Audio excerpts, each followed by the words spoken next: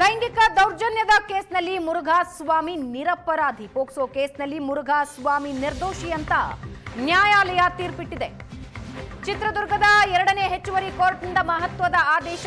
POCSO ಕೇಸ್ನಲ್ಲಿ ಮುರುಘಾಸ್ವಾಮಿ ನಿರ್ದೋಷಿ ಅಂತ ನ್ಯಾಯಾಲಯ ತೀರ್ಪಿಟ್ಟಿದೆ. ಸಾಕ್ಷ್ಯಾಧಾರಗಳ ಕೊರತೆಯಿಂದ ಕೇಸ್ನಿಂದ ಮುರುಘಾಸ್ವಾಮಿ ಖುಲಾಸೆ. ಮುರುಘಾಸ್ವಾಮಿ ಜೊತೆಗೆ ಉಳಿದ ಇಬ್ಬರೂ ಕೂಡ ನಿರ್ದೋಷಿಗಳು ಅಂತ ನ್ಯಾಯಾಲಯ ತೀರ್ಪು ನೀಡಿದೆ. ಮುರುಘಾಸ್ವಾಮಿ, ವಾರ್ಡನ್ ರಶ್ಮಿ, ಮಠದ ಮ್ಯಾನೇಜರ್ ಪರಮಶಿವಯ್ಯ ಇಬ್ಬರು ಖುಲಾಸೆ.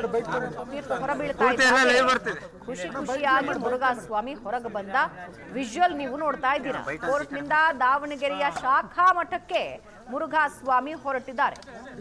2ನೇ ಪೋಕ್ಸೋ ಪ್ರಕರಣದಲ್ಲಿ ಚಿತ್ರದುರ್ಗ ಪ್ರವೇಶ ನಿರ್ಬಂಧ ಇದೆ. ಸೊ ಚಿತ್ರದುರ್ಗಕ್ಕೆ ಕಾಲಿಡೋ ಹಾಗಿಲ್ಲ, ಮತ್ತೆ ವಾಪಸ್ ದಾವಣಗೆರೆಯ ಶಾಖಾ ಮಠಕ್ಕೆ ಹೋಗಬೇಕಾಗಿದೆ.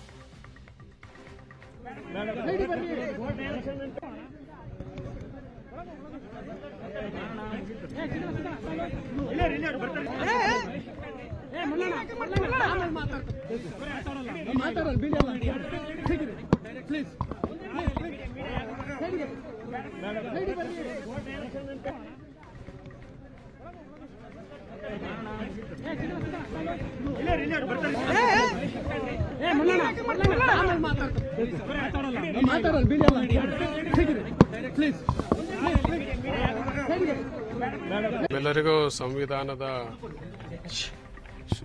ಶುಭಾಶಯಗಳು. ಸಂವಿಧಾನದ ದಿನದ ಶುಭಾಶಯಗಳು. ಇವತ್ತು ನಾವುಗಳು ಇನ್ನೂ ಒಂದಷ್ಟು ಮೌನವನ್ನ ಕಾಪಾಡ್ಕೋಬೇಕಾಗಿದೆ.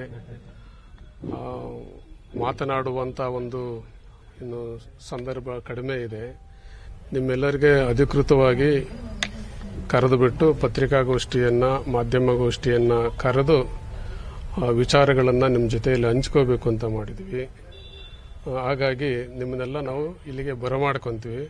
ಅವತ್ತು ನಿಮಗೆಲ್ಲ ನಾವು ಸುದ್ದಿಯನ್ನು ಕೊಡ್ತೀವಿ. ಇವತ್ತಿಗೆ ಇಷ್ಟು ಸಾಕು. ನೋ ಕಾಮೆಂಟ್ಸ್ ಈಗ ಏನು ಹೇಳೋದಿಲ್ಲ ನಾವು. ಎಲ್ಲರಿಗೂ ಸಂವಿಧಾನದ ಶುಭಾಶಯಗಳು. ಸಂವಿಧಾನದ ದಿನದ ಶುಭಾಶಯಗಳು. ಇವತ್ತು ನಾವುಗಳು ಇನ್ನೂ ಒಂದಷ್ಟು ಮೌನವನ್ನ ಕಾಪಾಡ್ಕೋಬೇಕಾಗಿದೆ. ಮಾತನಾಡುವಂತ ಒಂದು ಇನ್ನು ಸಂದರ್ಭ ಕಡಿಮೆ ಇದೆ. ನಿಮ್ಮೆಲ್ಲರಿಗೆ ಅಧಿಕೃತವಾಗಿ ಕರೆದು ಬಿಟ್ಟು ಪತ್ರಿಕಾಗೋಷ್ಠಿಯನ್ನ, ಮಾಧ್ಯಮಗೋಷ್ಠಿಯನ್ನ ಕರೆದು ವಿಚಾರಗಳನ್ನ ನಿಮ್ಮ ಜೊತೆಯಲ್ಲಿ ಹಂಚ್ಕೋಬೇಕು ಅಂತ ಮಾಡಿದ್ವಿ. ಹಾಗಾಗಿ ನಿಮ್ಮನ್ನೆಲ್ಲ ನಾವು ಇಲ್ಲಿಗೆ ಬರಮಾಡ್ಕೊಂತೀವಿ. ಅವತ್ತು ನಿಮಗೆಲ್ಲ ನಾವು ಸುದ್ದಿಯನ್ನು ಕೊಡ್ತೀವಿ. ಇವತ್ತಿಗೆ ಇಷ್ಟು ಸಾಕು. ನೋ ಕಾಮೆಂಟ್ಸ್ ಈಗ ಏನು ಹೇಳೋದಿಲ್ಲ ನಾವು.